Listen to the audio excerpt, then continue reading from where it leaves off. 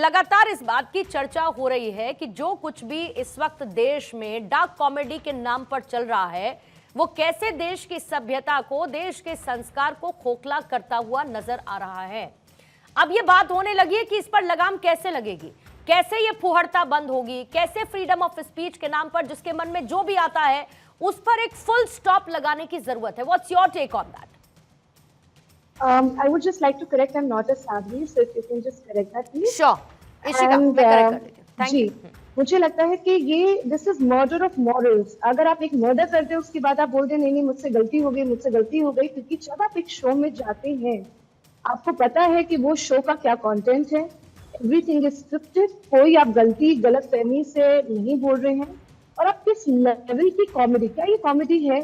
This is not even skill set, this is not comedy, ये सिर्फ vulgarity. आप कितने क्रैश हो सकते हैं, आप कितनी ल्यूड हो सकते हैं, आप कितना गिर सकते हैं, उसके बारे में ये चर्चा हो रही है। और सब लोग, मुझे जो सबसे ज्यादा शॉकिंग पार्ट ये लगता है कि वहाँ पे इतने ज्यादा यूथ है और वो अपलॉड कर रहे हैं, वो शेयर कर रहे हैं कि अरे कितनी अच्छी बात बोल दी उसने। And he is talking about incest के बारे में वहाँ पे बात हो रही है।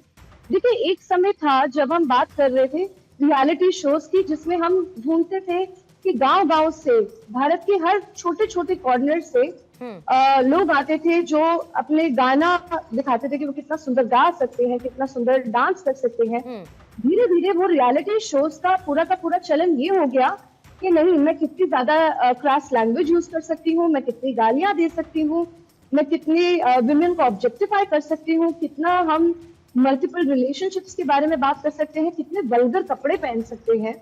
और ये 10 से 15 सालों तक, चाहे वो रोडीज हो गया, स्प्लिट्सविला हो गया, चाहे वो बिग बॉस हो गया, चाहे वो इवन कपिल शर्मा शो, ये कॉमेडी नहीं है, ये पूरी अभद्रता के बारे में एक प्रदर्शन है। इशिका, लेकिन मैं थोड़ा सा पीछे चली जाती हूँ। एक समय था जब ओटीटी प्लेटफॉर्म्स नहीं हुआ करते थे या सोशल मीडिया का उस तरीके का चलन नहीं था, जो कंटेंट था वो लोगों को इतनी आसानी से अवेलेबल नहीं था।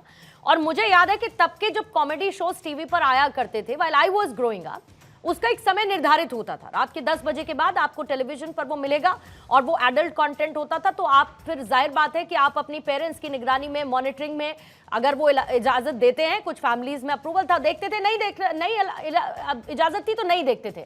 लेकिन अब दिक्कत क्या है कि ओटीटी प्लेटफॉर्म्स पर, सोशल मीडिया पर सब कुछ इतना इजीली अवेलेबल हो चुका है और डिमांड और सप्लाई की फिर बात होती है ना, फिर इसमें तो कुछ गलत भी नहीं है।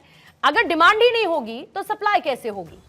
एक वर्ग वो है जिसको अनफिल्टर्ड बोल्ड कंटेंट पसंद आता है, तो वो परोसा जाता है, बदले में व्यूज मिलते हैं, फॉलोवर्स मिलते हैं, डॉलर तो मिलते ही है, फिर क्या दिक्कत है?